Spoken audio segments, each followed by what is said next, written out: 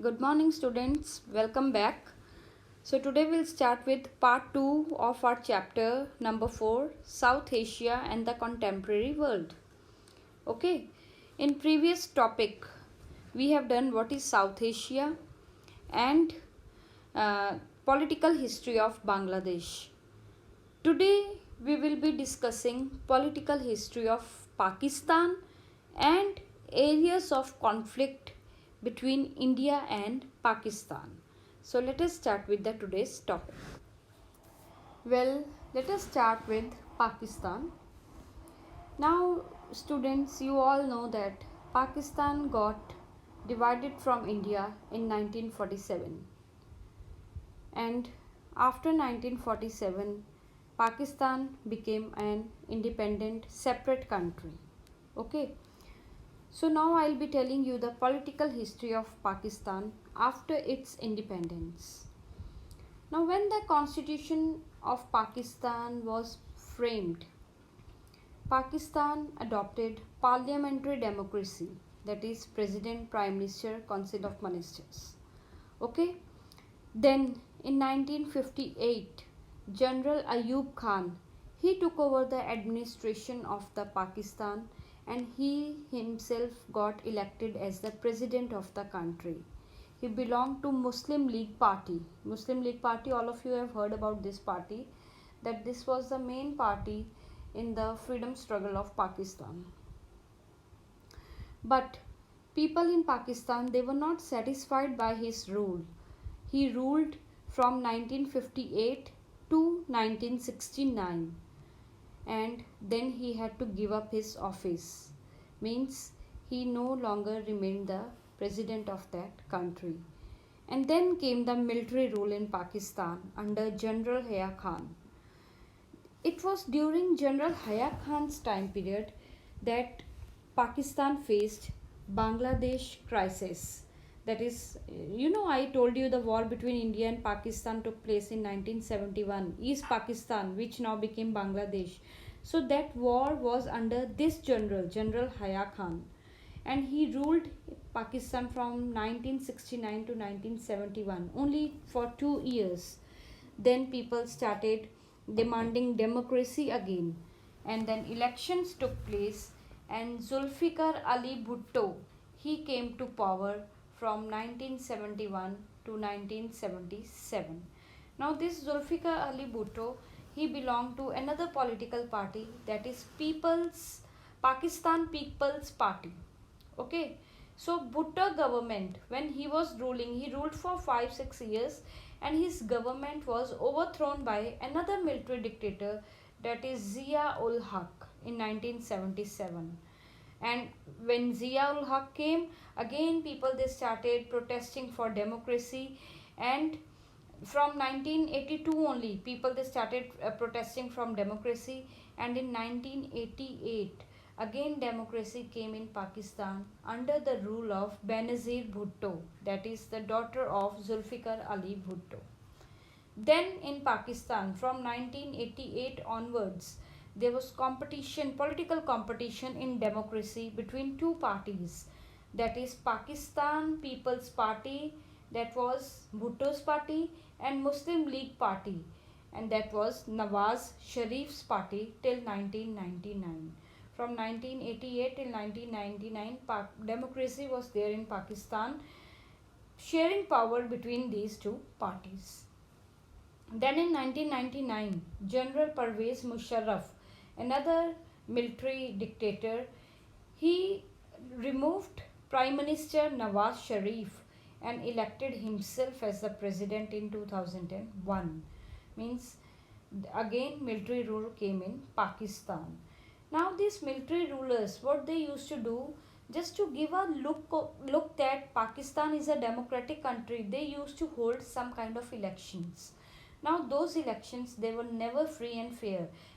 Those elections, they were held just to show to the world that Pakistan is a democratic country, but actually it was a dictatorship. Okay, then finally again pro-democratic protests and riots were there against General Pervez Musharraf, and in 2008 democratic elected government came up in Pakistan, and since then, since 2008, Pakistan is being ruled by democratically elected government. So this is the political history of Pakistan. Means so many military dictators came and they used to abolish, or they used to remove the democratically elected government. Again people, they used to protest for democracy, again democracy came, then again a military dictator. So this story continued in Pakistan, but presently Pakistan is a democratic country with representative democracy with the elected leaders. Now let me tell you, there are several factors which led to failure of this Pakistan in building a stable democracy.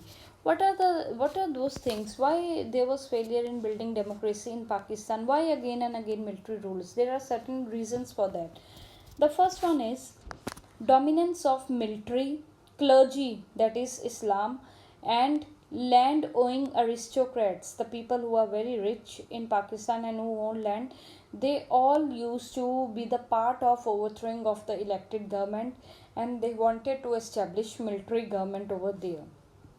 Second, Pakistan and India conflict. This is the biggest factor which resulted in dictatorship, because this India Pakistan conflict or India Pakistan fight, it used to make military groups more powerful. They used to take advantage of it, they used to become more powerful, and they used to say only military rule should be there in Pakistan, as Pakistan security, or you can say Pakistan security is harmed by these political parties and by democracy.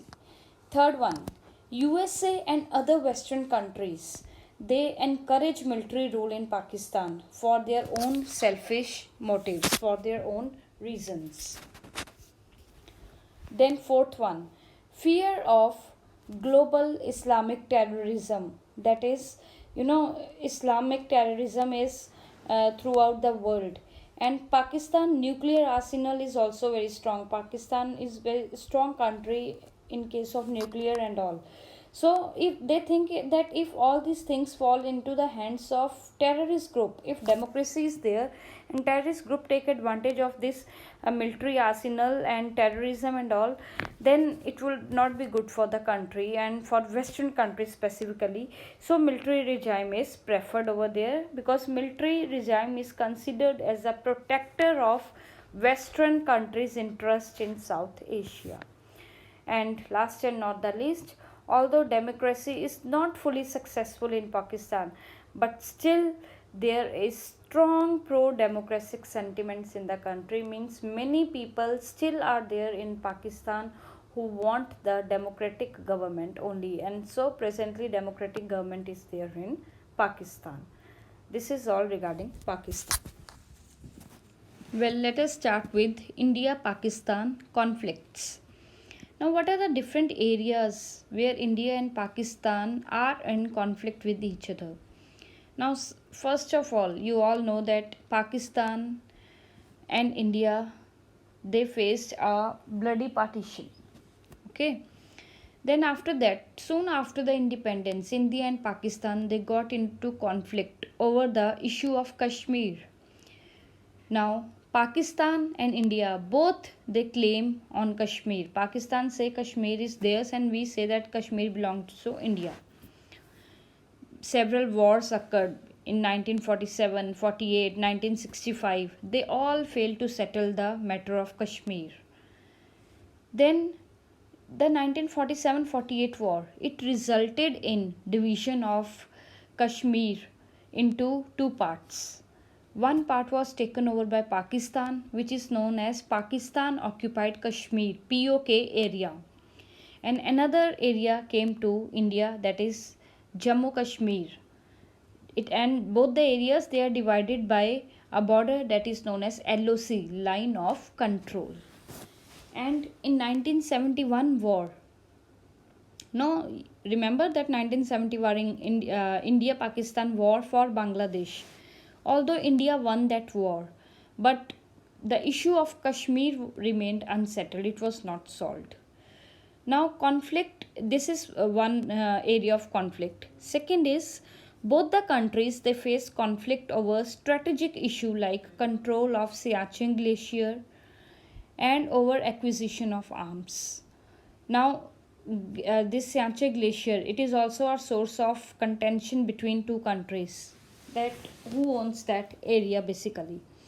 Then regarding over acquisition of arm also, over security issues also. How? In 1988, India conducted nuclear explosion in Pokhran. This nuclear test was there in Pokhran, and Pakistan responded by nuclear test in Chagai Hills few days after Pokhran test only. So which show that both the countries they are strong in nuclear power. Since then, possibility of direct and full scale war has declined. You remember we did the logic of deterrence. When two countries are in war, are in conflict, and both are strong in nuclear, then there is less possibility of war, because attack by one country or by another country, nobody can be declared as a winner. So same thing is over here. Pakistan and Pokhran, they both had Pakistan and India both had good nuclear this technology. Because of this, the chances of full scale war are declined. Then after that, another area of conflict between India and Pakistan is regarding sharing of river waters. Which river? Indus River. Now both the countries they have conflict that who will share how much percentage of water from Indus River. So for this, in 1960, with the help of World Bank, both countries they signed an agreement, that is Indus Water Treaty, and that treaty is surviving till today also, means both the countries they abide by that treaty and they have taken care of that treaty. Next one is, two countries they are not in any agreement over Sar Creek line in Rann of Kutch. Now this is the border in Gujarat of India and Pakistan. Although we may say that this is a minor dispute, but what is the underlying worry, that whenever this dispute will be settled, what will be the impact on both the countries?